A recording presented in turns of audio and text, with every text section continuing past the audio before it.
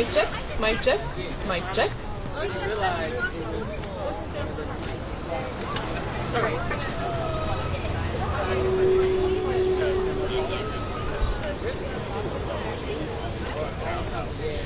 Mic check, mic check. Audio checking, audio checking. Check, check, mic check. Check, mic check. Checking audio. Checking audio. Outside of White House. Hello. I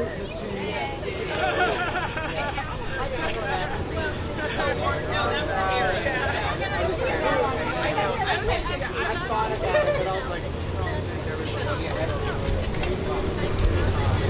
thought about walking out. Is your mic attached to my cylinder? I'm going to remove my mic from there. Like, no, you know what you're busy. So you might. We'll see.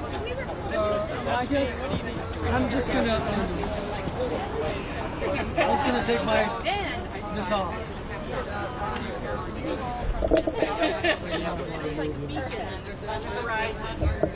I mean, we can leave it on, but it's just kind of. It's just looking kind of useless.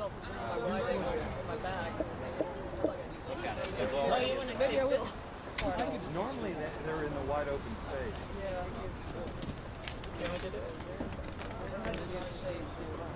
Yeah. Well, also, they couldn't do it across the street.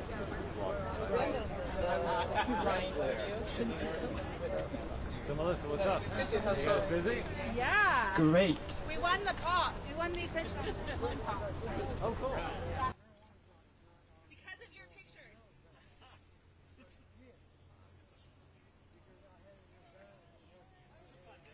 It was a great day. Checking mic again. Checking audio. Checking mic again. Hello, can you hear me? Good. Hello. Oh no. But as I was like ready to Do I look I good? was calming and moving and stuff, a pedicab biked by. Oh, And I was like, I convinced the pedicab. to help you.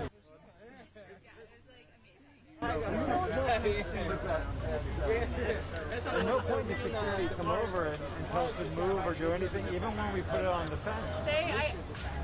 So I did an action in 17 where I dropped a banner inside Trump Tower while Trump was there. So I have been extremely maximum checked. So I think it's me that's like visual. Right. It's masks too to prevent. I think I recognize you, but most of your face is shit. Hey, everybody, if you have stuff here, have your stuff. All right, let me move something out.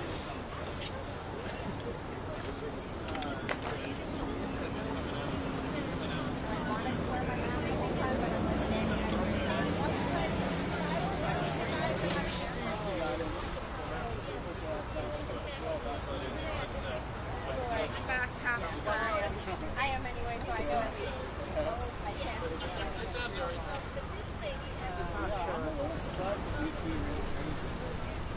I'm relieved. Like the CDC lifted the mask recommendations way too early. You know, that's why we're in this whole research now. They've been going back and forth. You know, not everyone is like me and obsessively reads all of the COVID vaccine news that I can find.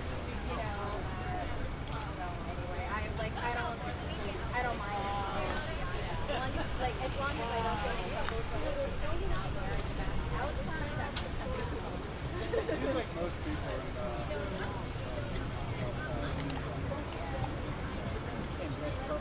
Oh man, I knew. oh my god. You must be just with the shoes too.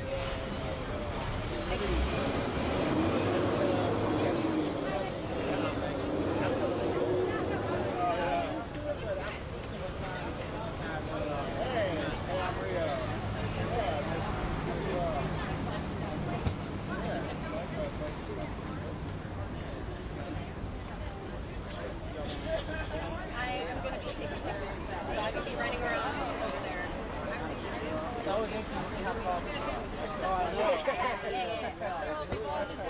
My height tends to be very useful for running around taking pictures underneath presidents. It's a bit easier to go down. But that is why I bring this around. around because that way for like crowd pictures. Protest.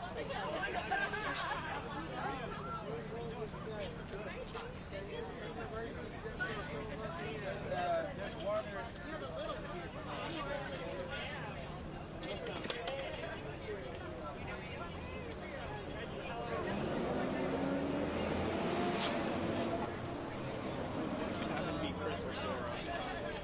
Chris or Sora? Sora? Oh, nice to meet you. Hi, I'm Demars from Stand Up. So you are running which part for the live stream? Oh, you got this. Okay. And then Chris. Okay. And then Brendan is. Oh, nice to meet you. Are we all good? Okay.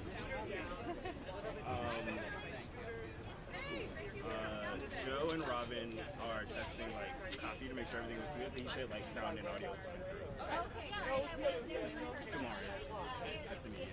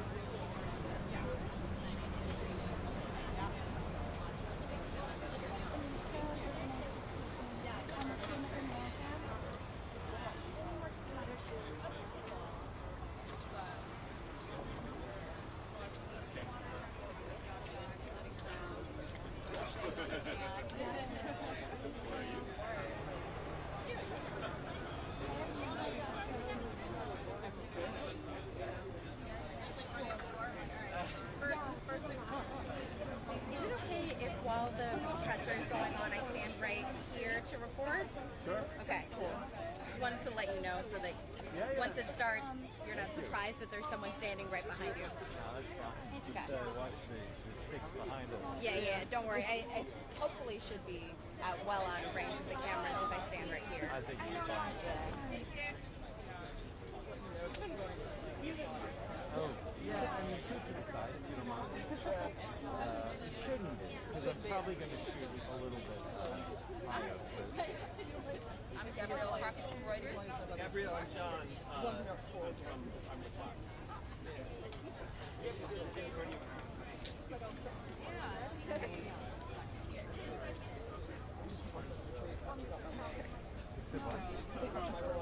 Oh.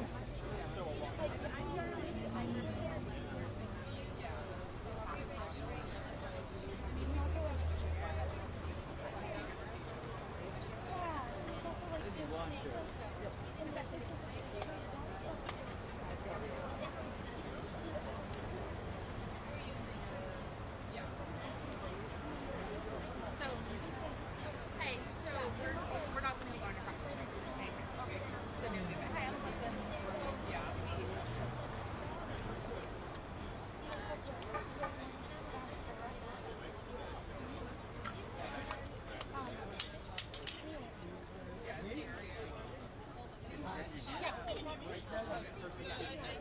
Yes. Nice hot day for this. It must be you and I when we do events together. It's the hottest day of the year. I like consider that pedicab guy like saved me, and my phone was dead. That was the other part. My phone was dead. At first, like Holly wasn't coming back for some reason. She was late, and then I'm like, Yeah, because there was the buckets of sand. yeah, and it all put on the pedicab. I like double paid him, but it's cute. I'm just saying, I'm like, how much do you want? Whatever, name your price. What is a pedicab? Is that one of those things where you ride a bike? I was like, hey, I think all of his sand weighs like maybe 5 people, and you can carry 6 people in there. I'm like, because he thought I was homeless, I was like waving at him, Oh. and he thought I was, and I'm just, and then I explained, and then he had a lot of opinions on student debt, but it was worth listening to his opinions on student debt so he could get it done. That's funny. It works. So yeah, you know, when those photos went out, there was an immediate pickup, and then all of a sudden, boom. My theory about it was that it wasn't about getting pressed that day. It was about having that image become the new stock photo. So, I saw it yesterday. oh, where was it yesterday? Before we get this one, Do you get like a ding whenever your photo is used somewhere? Well, because of my name. I searched for my name. Ah, okay. especially when It was in the print Newsweek. Yeah. Everybody's like, I think people in the White House like, we hate you in a nice way. And the great part about that photo is it's not attacking anybody. It's just subtly saying the person in that building can do this. Oh, cool. Oh, wow. It's just that my goal of my project, that was like proof of concept action. So now, like, when I go to funders, I can be like, my proof of concept has already gotten like in 60 feet, you know, like. Absolutely. Yeah, I see it every day. So when we cancel student debt, that photo will be in the Smithsonian. It will? Well, I mean, I will. Eventually, hopefully. Yeah, I'll be like, so, tell the story of this part of America. Here's a photo in the banners. Yeah. And I think it was just this like, well, what we wanted to do, and I think it worked out better. It was such a pure shot with just that. And it doesn't look fancy, it's just, it looks like, Well, without the buckets, it looks good. yeah, it just looks like, it's totally like, I was terrified. They're going to come and Well, usually you can't hang anything on the fence. kind of like, Not at all. And so, you're lucky to get it started. yeah, they kind of like me, so.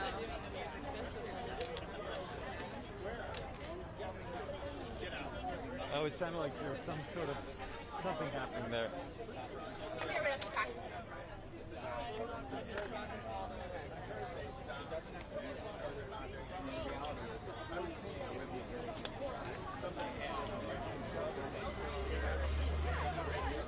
It looks good.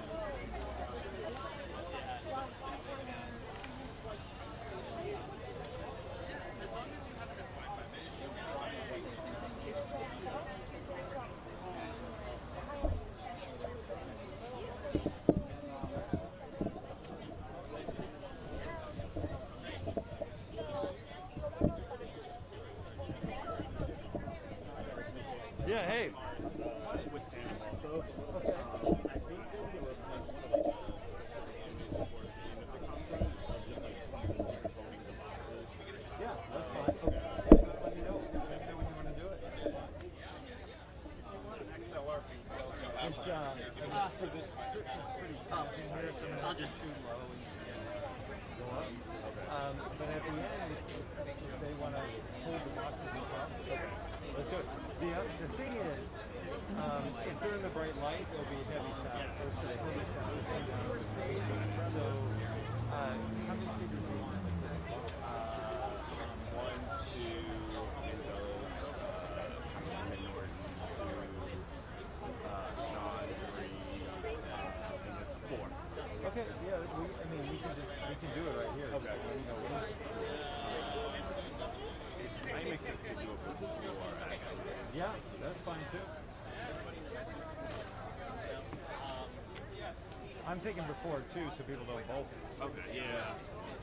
So, if you give them the boxes, you can just back them up a little bit here so you get the old executive building you just saw, and we'll do it.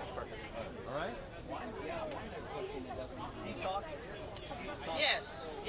Yes. Mic check.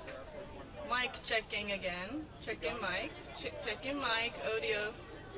Good.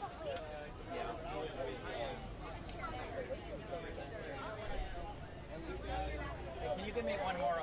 Hey, can you do one more audio check? Yes, audio checking. Checking audio. Can you hear me? Checking audio. Can you hear me? Checking audio. Good? Okay.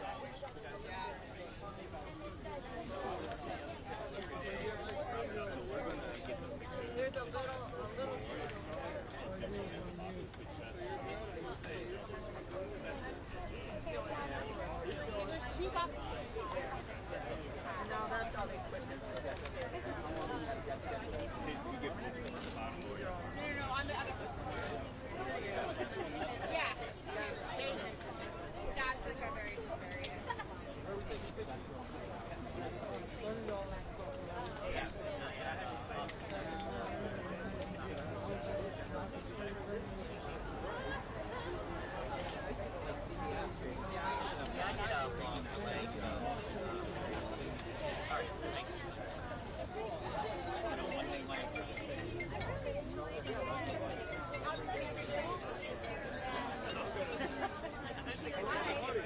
Yeah. You want to take a picture of me? Yes.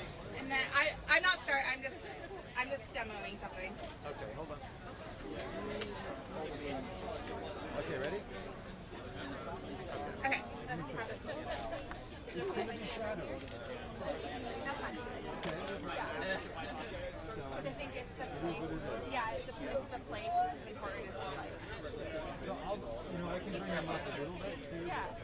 What do you want to do with the Hi, good morning. How are you? How are you guys doing? The boxes are going to be The music sound.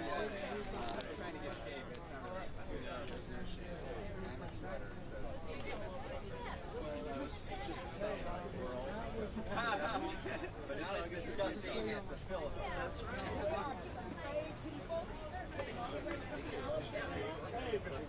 Yeah, hey, I'm just here. Oh, great to meet you. Yeah, what happened? Yeah, it's 10 months. Excellent. And for their brothers. Good to meet you. Good to see you in person. He's great. Thanks for the blanket. He loved it. Well, right now,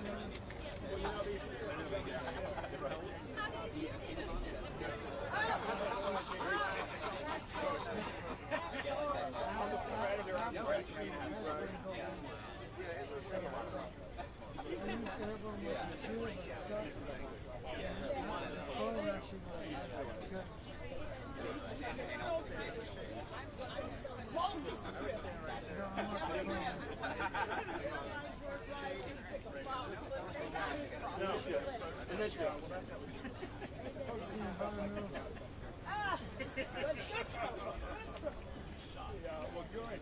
Well, Anishka, what do you want? I need to talk to you. They're about 50 people. Okay. All right. So let's talk about it. I know you are. My reputation. You heard I got a new middle name, a new nickname, Jailbird. Oh, good.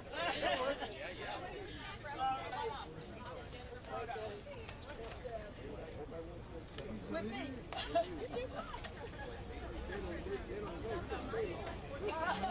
You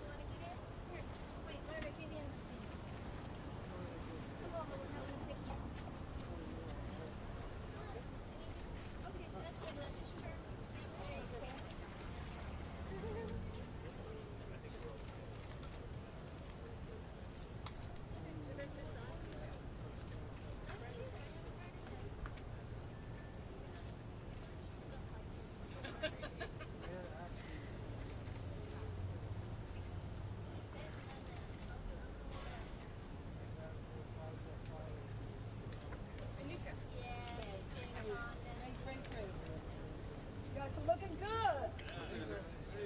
Looking good this morning. Looking good.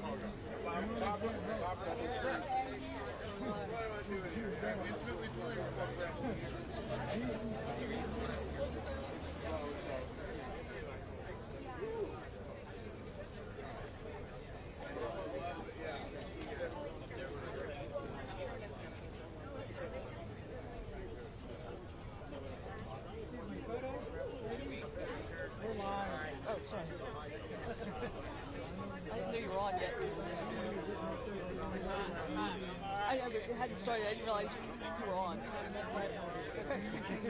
I'm going to move in a second.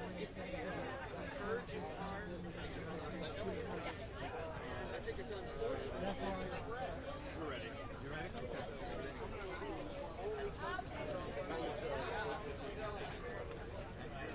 No, they'll stay in the sun for a while.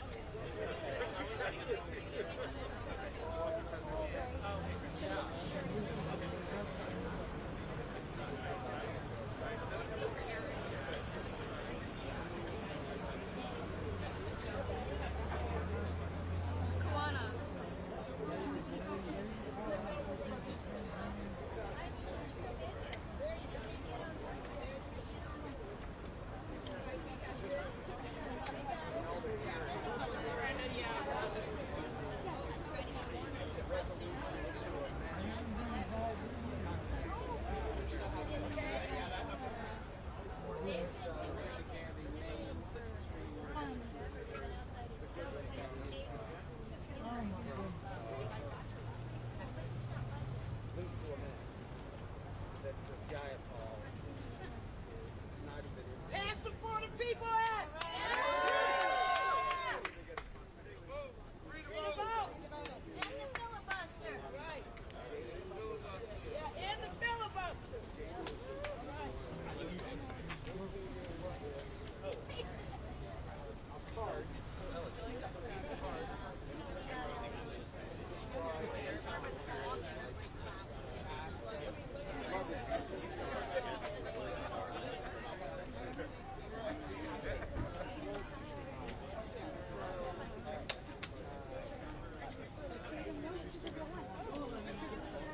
Shade. I mean, you got the right location.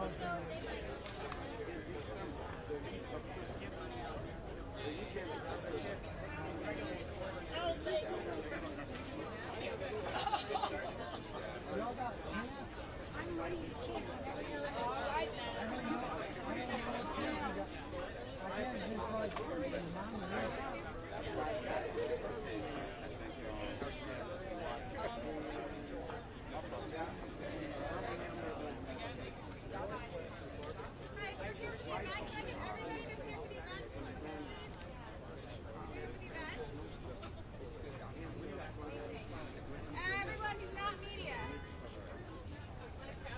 Yeah, everyone who's not media. What everybody else is like.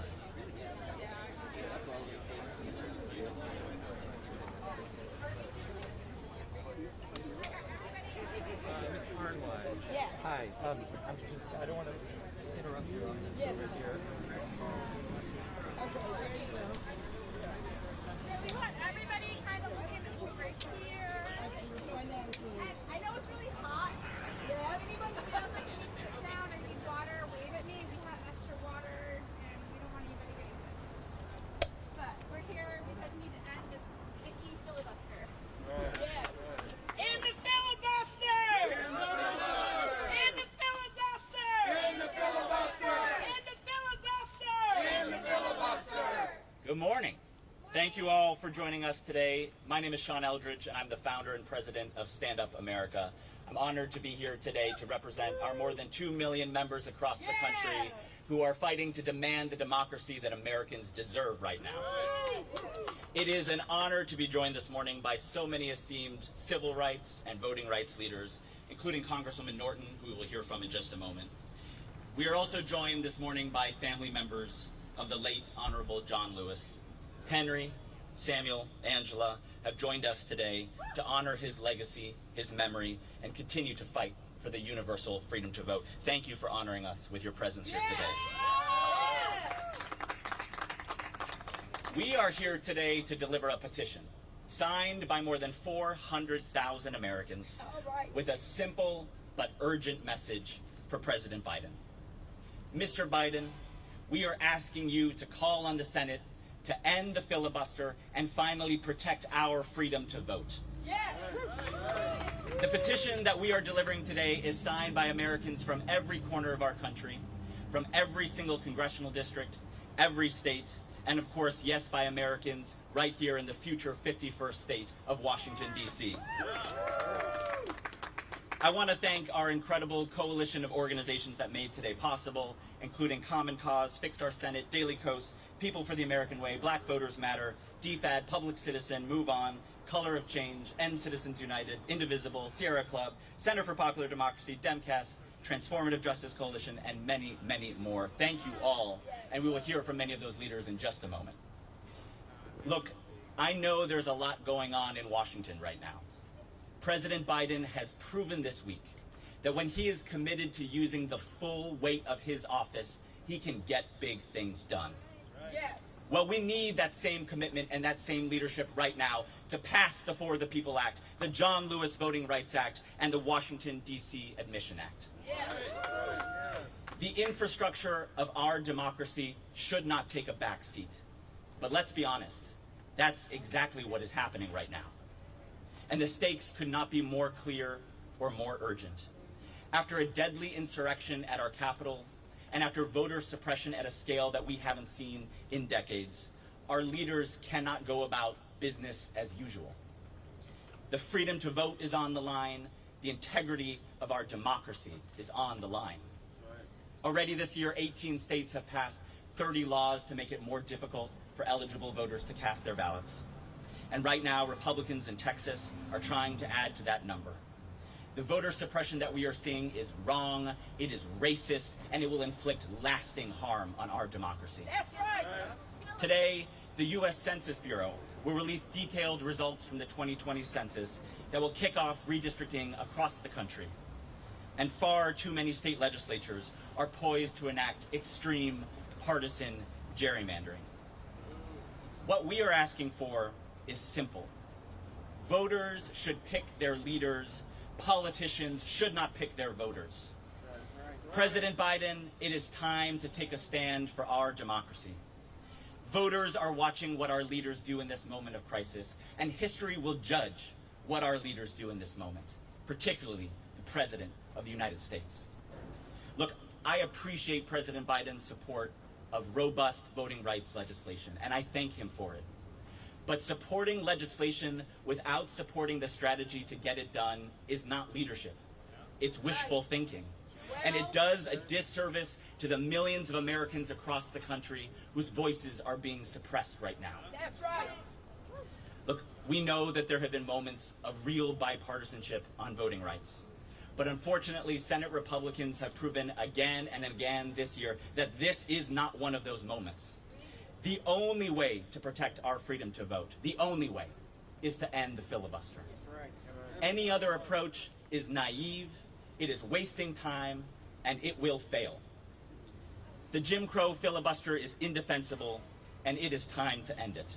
There is simply no good reason why a majority vote in the Senate is good enough to pass trillions of dollars of government investment, or for a lifetime confirmation to the highest court in our land, but it's not enough to protect the freedom to vote.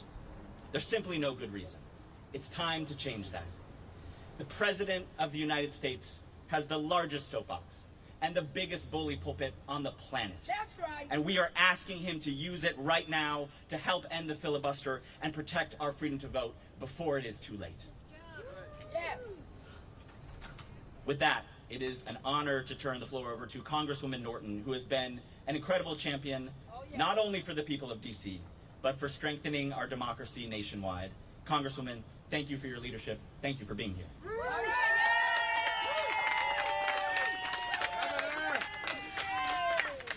Well, I'm here to thank you for being here.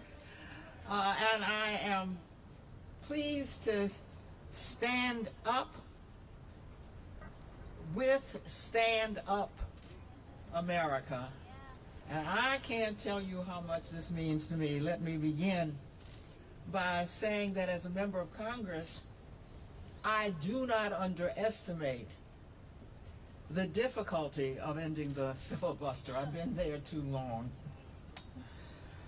But it will not end without action from people like you with petitions, with thousands of names you are delivering today to make the point that we must end the filibuster. Now, don't think ending the filibuster is impossible.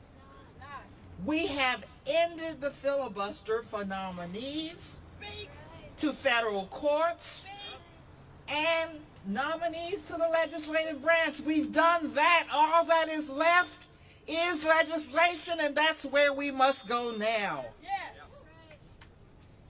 It's like, for example, the For the People Act and the John Lewis Voting Rights Act, which have the support of the majority of voters, with only the filibuster blocking the way. We are making progress. Democrats won control of the Senate this year. That is progress. But why did we win it? In no small part because Republicans used the filibuster to stop all bills, even bills that had bipartisan support and had passed the House with bipartisan support. Now, Senate Democrats understood why they won the Senate. They were late organizing over the filibuster and what to do with the filibuster because they knew that the filibuster had given them control of the Senate. Your focus on petitions about the filibuster are right on time. Of course, I must say, as I represent the District of Columbia, that I want to end the filibuster more than any member of the House or Senate. Our D.C. statehood bill has passed the House twice. We have had a hearing in the Senate on D.C. statehood, which is the next step to Senate passage. Only the filibuster stands in the way of D.C. statehood. We need the president to use his full leverage as president. I don't underestimate that he alone cannot get rid of the filibuster. But as a member of Congress, I realize that nobody can pass the buck. We need all in. We need the president, and we need, yes, all of us in the House and Senate, and we need all of you to help us get rid of the filibuster once and for all. Thank you very much. Thank you, Congresswoman, again for being here. Thank you for all that you do. Next, it is an honor to introduce Henry Lewis, brother of the late Honorable John Lewis, whose legacy we strive to honor here today. Henry, thank you to you and your family for being here. Please join us for a few words. Good morning. My name is Henry Grant Lewis, and I'm the youngest brother of the late Congressman John Lewis. And I want to speak very, very briefly on the For the People Act and the John Lewis Voting Rights Act, which both of them have equal importance. One makes it easier for voters to vote, and the other protect state legislature from putting in plans to make it harder for people to vote, and I think that's very important. I was noticing the other night that the Senate stayed in all night, if you would say, concentrate on the infrastructure bill. That means they gave it a lot of attention. So the same attention needs to be made for the John Lewis Voting Rights Act and for the People Act. If they would put their focus on those two bills as much as they did the infrastructure, grant me, the infrastructure bill that was passed needed to be passed. But this is, in my mind, is equal important. My late brother used to tell me there are times in our lives when our conscience is going to be put on display. And I think with these two bills, each senator is going to have to let their conscience be their guide. And if they do that, this bill would be passed. I would hate to know that my late brother spent his entire life,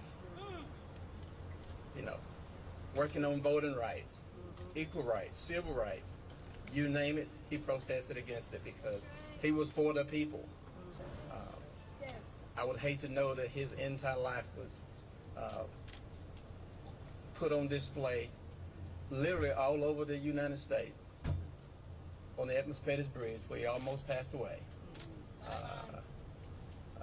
the streets of Washington, all over the country where he's been beaten and arrested more than 47 times, I think that's correct, or somewhere like that. These things need to happen. To me, that's his legacy. His legacy was all about the people, not him. He always took himself out of the way. That's right. It was about the people. Yes. So I know it's hot. So thank you for giving me a few minutes to express myself.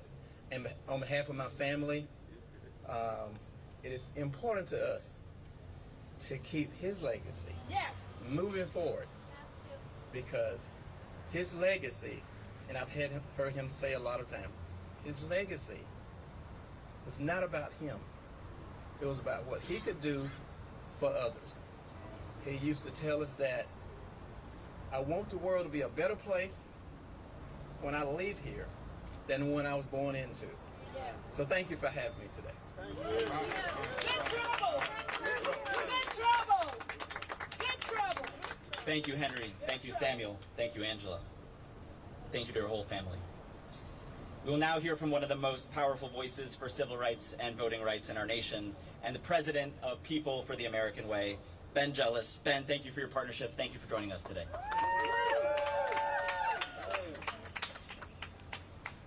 Well, good afternoon. Let me just acknowledge how powerful it is to hear the words of John Lewis's brother. John was our friend. John risked his life. John also knew better than any of us that John survived. Because John had a lot of friends who were killed, who were assassinated, who were murdered in pursuit of the civil rights that we are here to defend today. Let us not act in these months after the insurrection like that threat has gone anywhere. That's right. And the voices that come from the Deep South always speak with a moral clarity in our movement. They also represent people who live often at great risk. So many of us do. I'd like to thank Congresswoman Norton for her consistency across the decades and her courage and clarity today. Sean Eldridge for his leadership. It's time for us to make D.C. a state. Yes!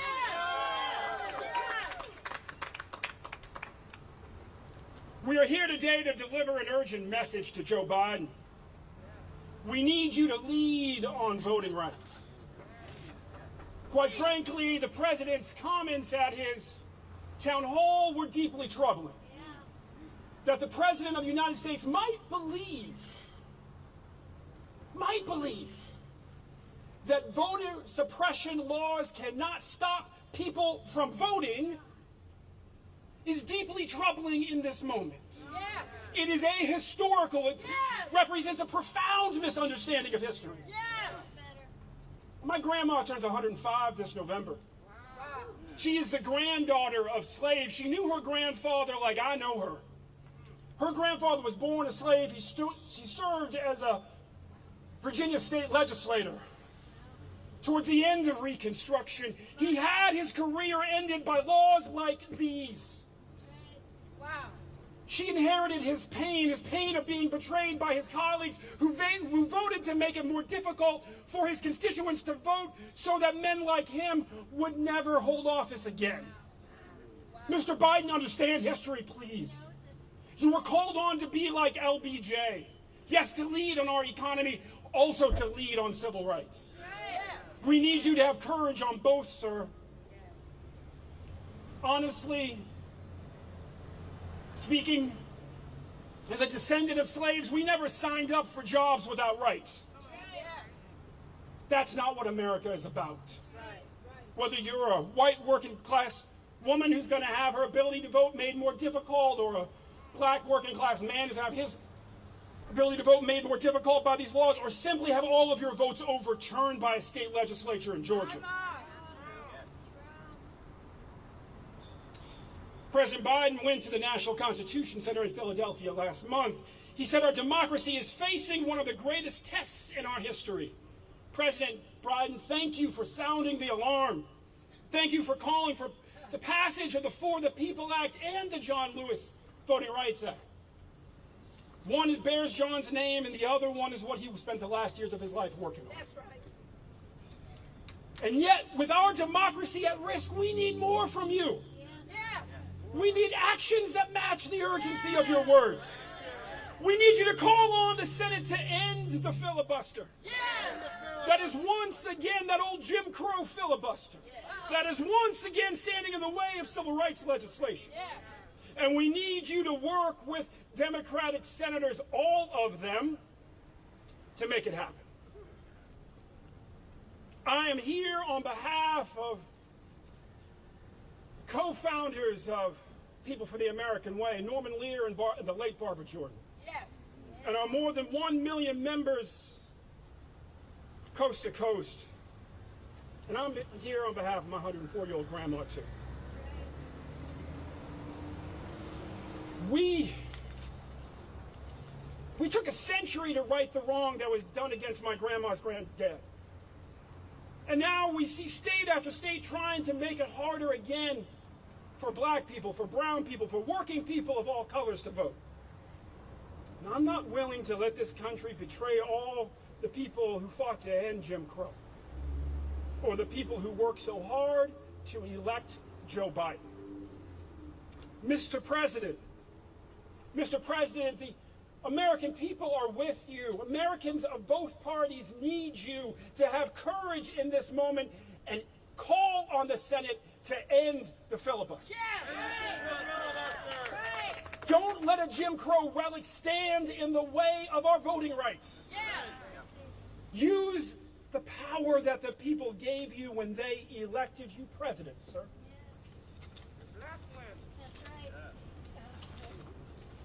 We in this moment have come together to simply make sure that while there's the power to do so, we protect the voting rights of our neighbors. Yes.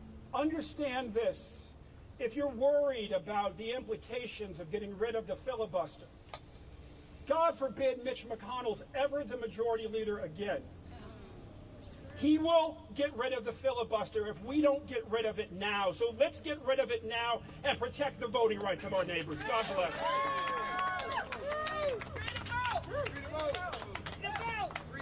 Thank you, Ben, for those powerful words, that powerful call to action. Next, we will hear from Ezra Levin, co-executive director of Indivisible, who's been an incredible partner in the fight for voting rights. And Ezra has been an important voice in asking President Biden for his leadership. Ezra, thanks for being here, and thanks for all that the Indivisible chapters across the country are doing right now. Hey, everybody. Gosh, I have figuratively stood in the shadow of Ben Jealous. I kind of wish I was literally standing in that shadow right now. Not going to be a filibuster. Only a few words to say. We're trying to get rid of the filibuster, right? Okay. President Biden, great news. He agrees with us. He agrees with us. We just heard from Ben. He gave a speech in Philly in which he said this is the greatest threat to our democracy since the Civil War. Since the Civil War. Yes.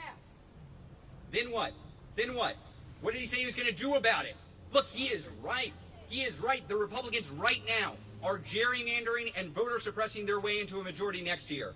They're doing that by suppressing brown and black votes across the country, in Arizona, in Texas, in Florida, in Georgia. Anywhere there is a GOP-led state, they are working to suppress brown and black votes. And Native American. That's right. That's right. So we agree with President Biden that this is the greatest threat we've faced since the Civil War. We know that he's right on that front. So where is he? That's the question we have here. That's the question everybody in this crowd has. That's the question that folks all across the country have who have been organizing to get him to act. Where is he? I spent 4 years during the Trump era organizing indivisible group leaders in blue states, in red states, in purple states, in urban areas, ex-urban areas, rural areas, all over the country. I talk to them. I meet with them. One of the first questions they would ask me is, what about voter suppression? What about gerrymandering? What about election subversion? What are we going to do about that? And I'd say, look, I'm worried about those things too. I am really worried about those things too. But we can't pass crucial legislation until we win back power. We've got to beat Donald Trump. We've got to build a Democratic trifecta. That's what I told them then. And you know what? They knocked on doors. They made calls. They signed letters. They wrote op-eds. They showed up. This was the power behind the blue wave in 2018. That's how we took the House. This was the power behind the wave that took the Senate in 2020 and the president in 2020. That is how we built this Democratic trifecta in order to pass this legislation. And what stands between us and getting that done now is what? The filibuster. The filibuster. Now, we can't do this on our own. We can't out-organize extremist GOP voter suppression. That's not going to happen. No way. We need the president in this fight. We've seen what he can do when he puts his mind to something. We need him to be here with us. He's not right now. When the House introduced the For the People Act at the beginning of this Congress, where was President Biden? On the sidelines. When it was working its way through the committee process in the House, where was President Biden? On the sidelines. When it finally made it to the floor for a vote and we were trying to get it through with slimmer margins in the House, where was President Biden? On the sidelines. When it went to the Senate and was introduced, where was President Biden? On the sidelines. When it worked its way through the committee process and we got unified support in the Senate, in the committee for it, where was President Biden? On the sidelines. And when it made its way to the floor for a vote in June, where was President Biden? On the sidelines. And this week, when the Democrats tried to bring it up to get a vote to save our democracy, where was President Biden? He's on the sidelines, y'all. We are going to lose this fight unless he gets on our side, gets into the game. And this is not some game. This is not trying to score political points. We're going to lose our democracy. We need him here with us. And that's why we're leaving it all on the field, and we hope he joins us. Thanks. All right. Thank you very much, Ezra. It's now my honor to introduce Cliff Albright, co-founder of Black Voters Matter. If you don't know it already, Cliff and his team have been crisscrossing the country and tirelessly working to protect voting rights. Cliff, you and your team are truly an inspiration. Thank you for joining us. All right. Yay! I don't know about tirelessly. But good morning to everybody. Good afternoon to everybody. We're here for a very serious topic, right? We're here to deliver a message to President Biden that we need him to pick a side. We need him. You can't be on the side of both voting rights and on the side of filibuster. He's got to pick a side. You can't be on the side of saying that voting rights is sacred while at the same time you worship the legacy and the tradition of the filibuster. He's got to pick a side. And we want him to pick a side that's consistent with his words. Because he told us that black voters had always had his back and he'd always have ours. But now in this moment when we need him to have our backs, now in this moment we need him to have the backs of all marginalized voters, black and brown and young and old, those with disabilities, veterans and others, when we need him to have our backs, as you just heard, he's on the sidelines. We need him to pick a side. And so that's what we're calling out to the president today. Now he has said that, you know, he doesn't want to get rid of the filibuster because he believes that there would be chaos if we get rid of the filibuster. But I got a message for you. I think most of us here got a message for you, President Biden. There's already chaos. If you are in the state of Texas, which has been ravaged by voter suppression, where right now they got arrest warrants out for legislators, including a couple of our friends that are out here today, if you are in the state of Texas where you got a governor that's more concerned with suppressing the vote than with dealing with COVID that is running rampant, then guess what? There's already chaos, President Biden. If you're in the state of Florida, where right now you've got a governor that was put there through voter suppression and through all kinds of antics, creating fake candidates and the like. If you're in the state of Florida, which right now has 1/5 of the increases in COVID cases, right now where their hospitals are overflowed, where they're running out of beds. If you're in the state of Florida that has suffered from voter suppression and just passed one of the worst voter suppression bills, guess what, Mr. President? There's already chaos taking place. And if Texas and Florida is too far for you, Mr. President, then guess what? If you're right here in D.C., in fact, if you're a member of the House or a member of the Senate who on January 6th had to go ducking under tables because of an insurrection, then guess what? There's already chaos taking place within that Capitol, Mr. President. We need you to pick a side, and pick a side now. But I'm going to say this, if the issue itself and the principle of our voting rights isn't enough, then sheer self-preservation ought to get President Biden to act. Because guess what? If we don't pass for the people, and if these states keep doing what they're doing, and when they get to gerrymandering, because an important part of for the people, we all know, it's not just the voting rights, but it's also what? It's redistricting and fighting against gerrymandering. If we don't pass this now and we let 2022 come, guess what? That House is going to flip. That Senate is going to flip. And when that House and that Senate flips, guess what? It'll be January 1st before some impeachment papers are filed against President Biden. Not because of anything legitimate, don't get me wrong, right? But because we got some nuts that we know are in the House. The same people, the same 100 and something people that literally voted to overturn an election. Do you think that they will hesitate for a moment to file some frivolous and ridiculous impeachment papers against President Biden? So if for no other reason, Mr. President, sheer self-preservation should lead him to say, we've got to pass the For the People Act and pass it now. And in order to do so, we've got to end the filibuster. And so that's what we're calling on, Mr. President. That's what we're calling on President Biden. We're calling for it to end. Say, end the filibuster. And I'm going to end with this real quick because another city in Montgomery, Alabama, after, we heard from John Lewis's family, days after he and others were beaten on the bridge, the Edmund Pettus Bridge in Selma, there was a successful march that went from Selma to Montgomery. Y'all might remember it. And when they got there, Dr. King gave a speech, and periodically in that speech, he asked the audience, he said, how long? Not long, right? How long before we get our voting rights? And so I'm asking the same question today. How long before we end this filibuster, this Jim Crow filibuster that going back to 1874 was used to block civil rights and voting rights acts during that time, during Reconstruction in 1874? How long before we end this filibuster that going back to the 40s and 50s and the likes of Strom Thurmond that did their standing and talking filibusters, right? How long before we end this filibuster that as recently as a year or two ago was used by one man to block lynching legislation that has never been passed in this country? How long before we allow this filibuster to continue to block the voting rights that we're seeking today? And we say today, not long, because we are here today to deliver a message clear and strong that we must end the filibuster, and we must end the filibuster now. And if we all continue to stand strong and speak loud and get in the streets and engage in that same civil disobedience and get in some good trouble, if we do that, then I believe more than ever that we will win. Thank you. Thank you very much, Cliff, for the clear call to pick a side. Next, we will hear from Ellie Zupnik from Fix Our Senate, which is a coalition of more than 70 organizations that Stand Up America is proud to be part of, which is working to lead the charge to end the filibuster and ensure that senators deliver on their promises. Ellie, thanks for joining us today. Thank you, Sean. Thank you, Congresswoman Norton. Thank you, Lewis family. And it's always so difficult to follow Cliff at something like this. So I'm here to represent the millions of people in groups represented in the Fix Our Senate coalition who are committed to eliminating the filibuster.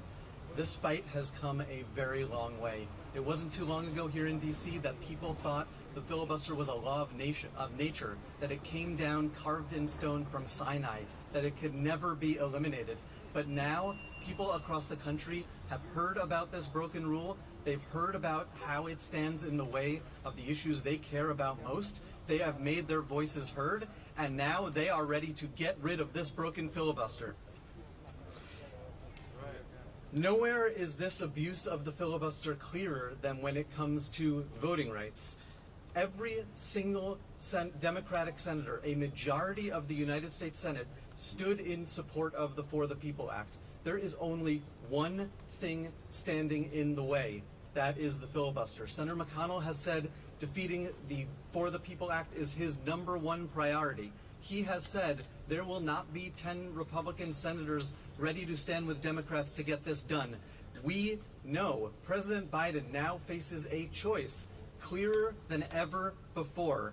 Will he stand with us and jump into this fight to address what he called the greatest threat to our democracy since the Civil War?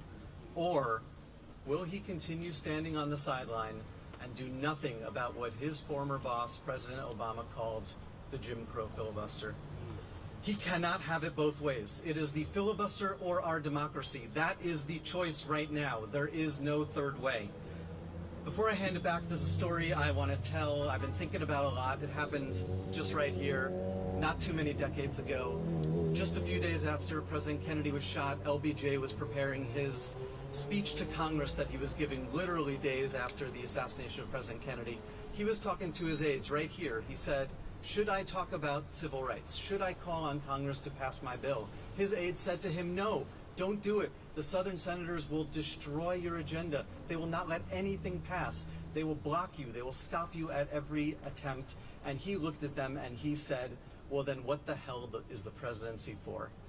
What the hell is the presidency for if not to fight for civil rights, if not to fight for voting rights?" That is the choice President Biden faces right now.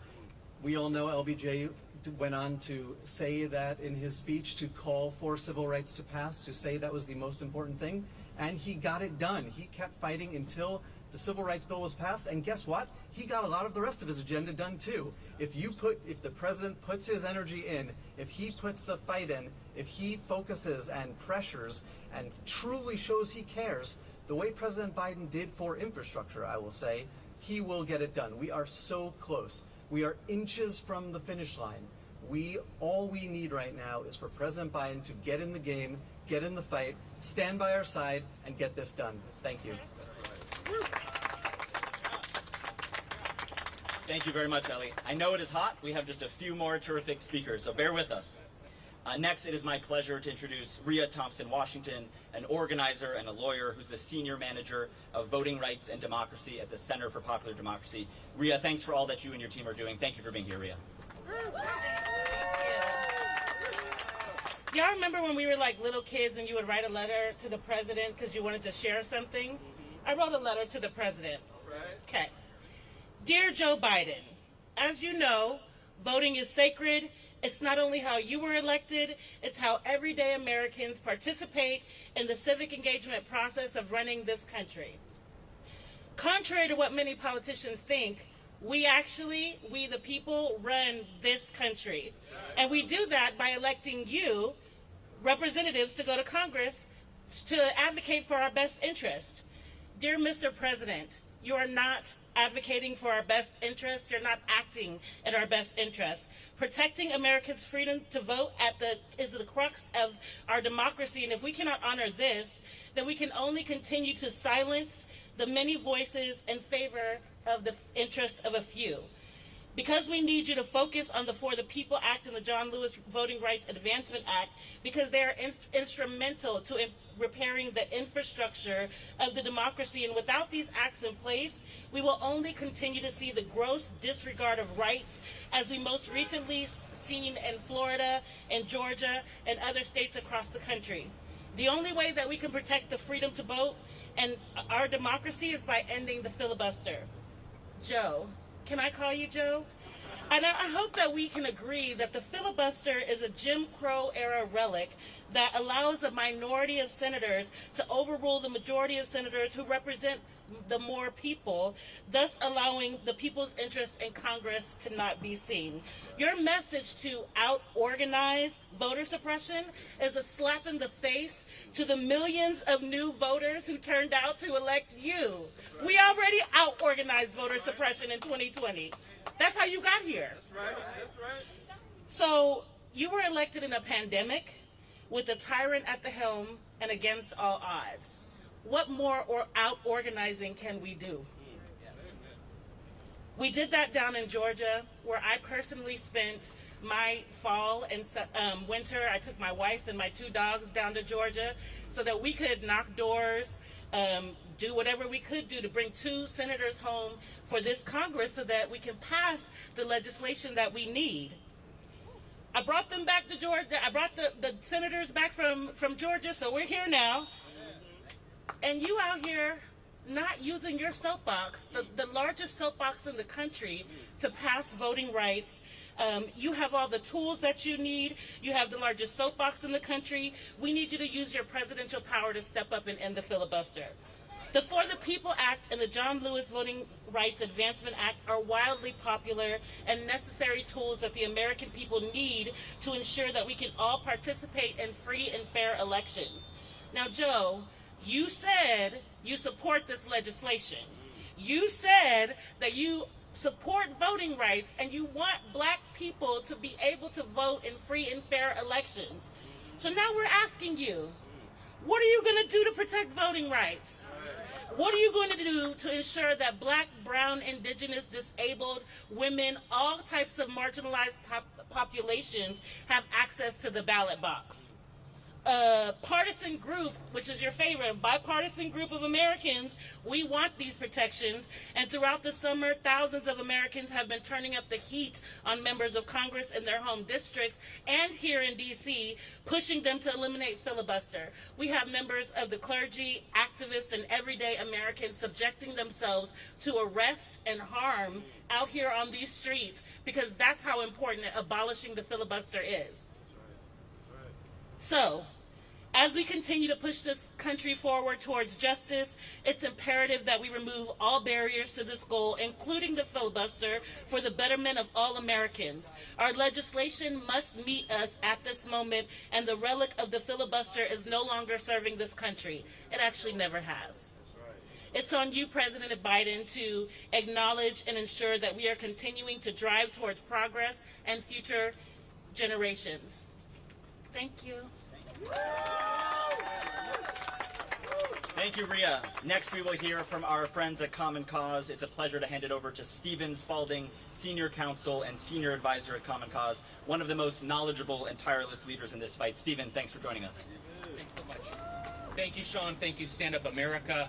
I'm standing here on behalf of Common Cause, our 1.5 million members and supporters who are fighting for an open democracy that works for the people, and the hundreds of thousands of people who took the time to sign a petition to the President of the United States to leverage his power to end the filibuster.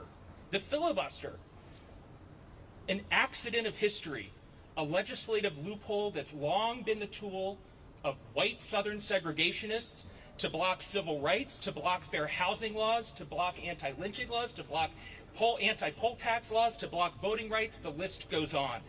A tool that was rarely used except to block civil rights, but is now used over nearly every single item of legislative business, almost every item, as we'll get into in a minute. And we know that President Biden cares deeply about the freedom to vote. He said so. He wants to strengthen our democracy. He signed an executive order to protect and expand the freedom to vote. He's appointed important civil rights and voting rights leaders like Kristen Clark to the Department of Justice, like Vanita Gupta to the Department of Justice, and he has tasked Vice President Harris with leading this fight as well. But none of those actions, to be clear, none of those actions are a substitute for legislation like the John Lewis Voting Rights Act and the For the People Act. Earlier this summer, it was President Biden himself who said, quote, he would fight like heck with every tool at his disposal for its passage. And last month in Philadelphia, he said that, quote, as soon as Congress passes the For the People Act and the John Lewis Voting Rights Advancement Act, he will sign it and let the whole world see it, unquote. Well, the whole world wants to see it, Mr. President. But what's standing in its way is the filibuster, what your predecessor, President Obama, called a Jim Crow relic at the funeral of American hero Congressman John Lewis, whose family we're so honored to be here today with us. You know, when you read the Constitution, it lays out how a bill becomes a law. It passes the House, it passes the Senate, it goes to the president's desk. It says nothing about a supermajority requirement. It says nothing about 60 votes to send a bill to the president's desk. It lays out when you need a supermajority requirement to ratify a treaty, to overturn a veto, to convict a president for impeachment. Passing legislation is not on that list. And fixing the filibuster has happened plenty of times before. Just this week, 2 days ago, or 1 day ago, right before Senate Republicans blocked a floor debate on the For the People Act, the Senate passed a $3.5 trillion budget resolution using a special procedure that is exempt from the filibuster. The same procedure that was used to pass Trump's tax cuts for the wealthy. That wasn't subject to a filibuster, but the freedom to vote is. That makes no sense. No sense at all. And President Biden knows this. How do I know that? President Biden once voted to abolish the filibuster. Hear me out. In 1975, it actually took 67 votes to end a filibuster.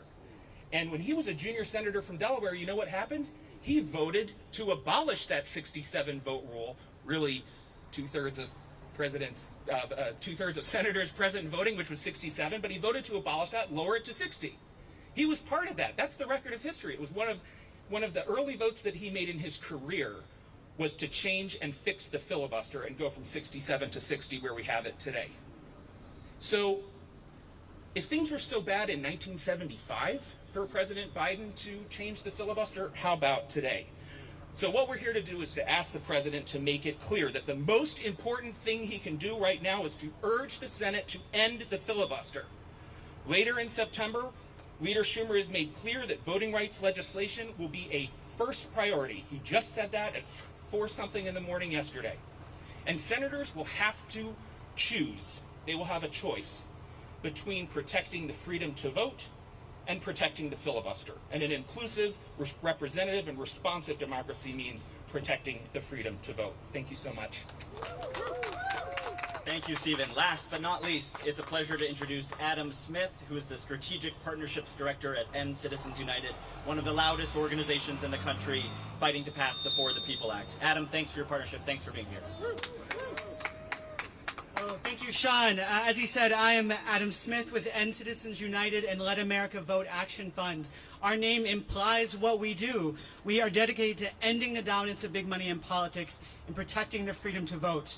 That's why I'm so honored to be here today with so many incredible leaders. On Wednesday, Senate Republicans made clear they are not willing to come to the table to protect our democracy. All year, they said the For the People Act is too big, it's too broad.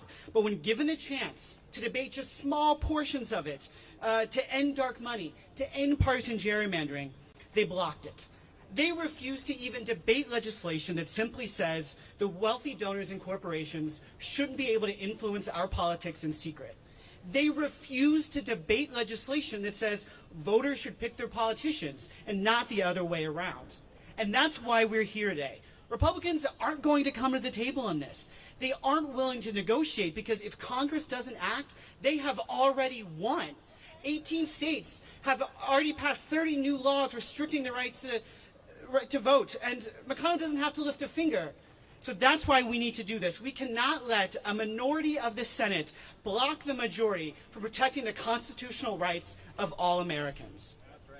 That's why hundreds of thousands of people added their names to these petitions we're delivering today.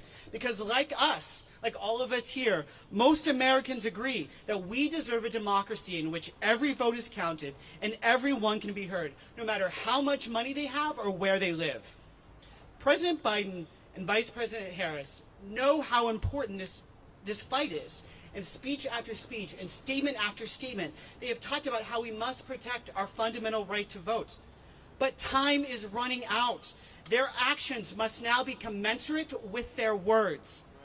This moment calls for presidential leadership. President Biden must support reform of the filibuster, and he must use every tool available to him to protect the sacred right to vote. Thank you. Thank you, Adam. Thank you all for sticking with us in this heat. I will pause for a moment to see if there are any questions from the members of the media here before we wrap up.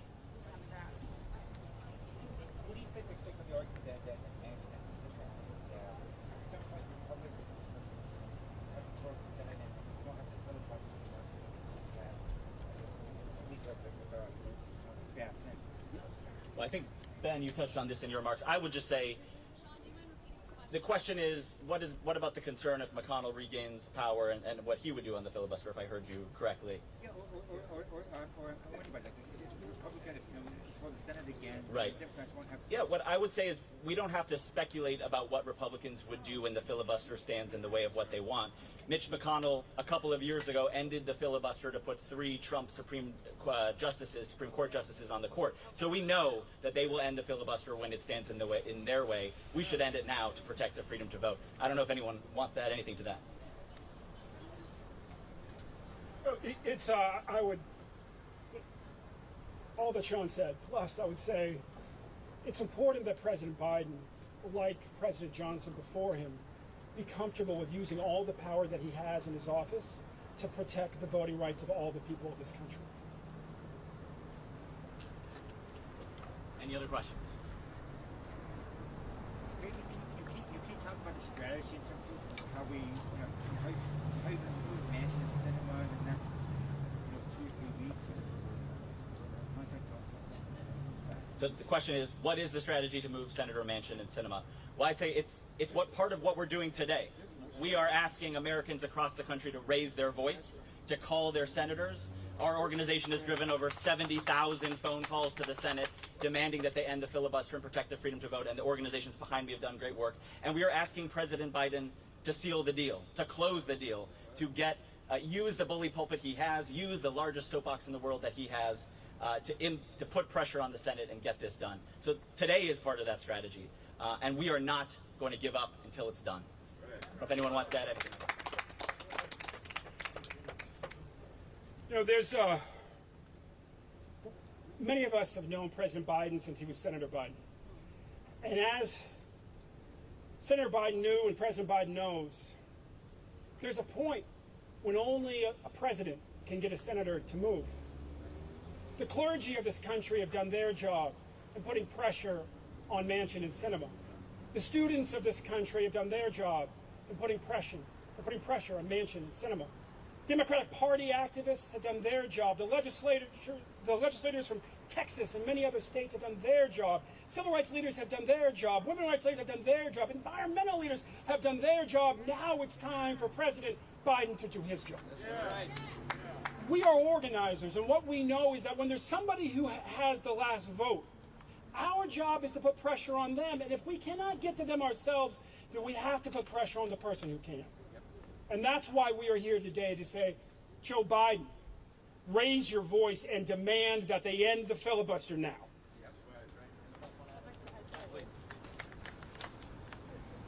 So thank you for the question about what we're going to continue to do to put pressure, because as it's been stated, this is one tactic to put pressure on Senator Manchin and Senator Sinema. But the other thing is that we're going to meet them at their houses. We're going to meet them out in the streets. Like, you can't be in D.C. without recognizing or hearing from the people about how we want you to pass the For the People Act. We want you to make D.C. a state. We want you to go ahead and get all of the things done. Like, you have all the time. So we're not going to play no games.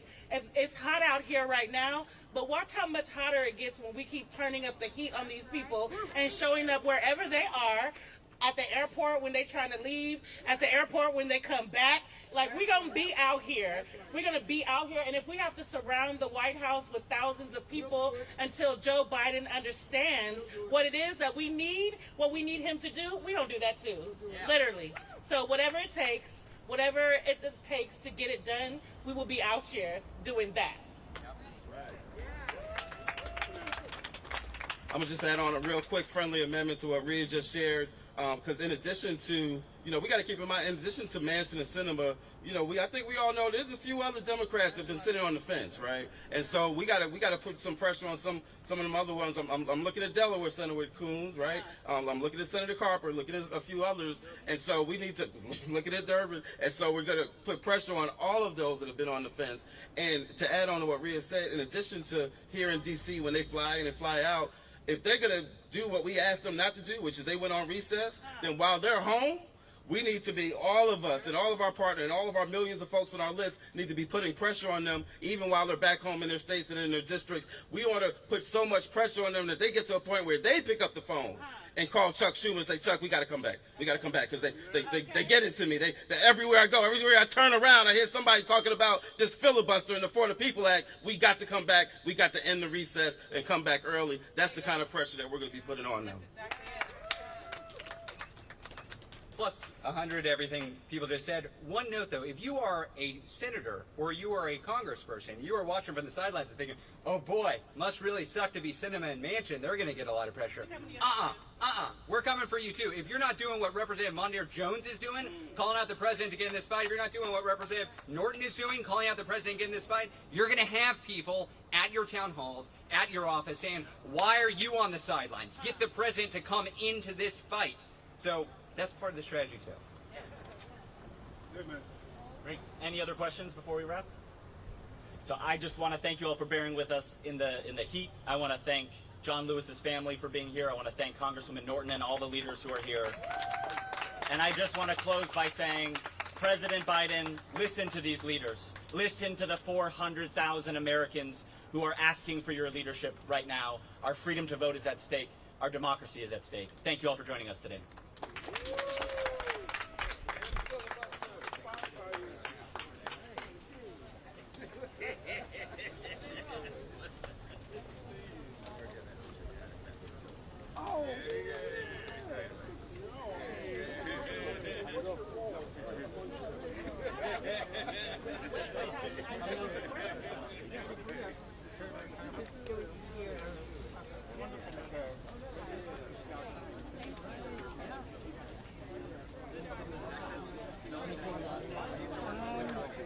I'll let it roll for a minute.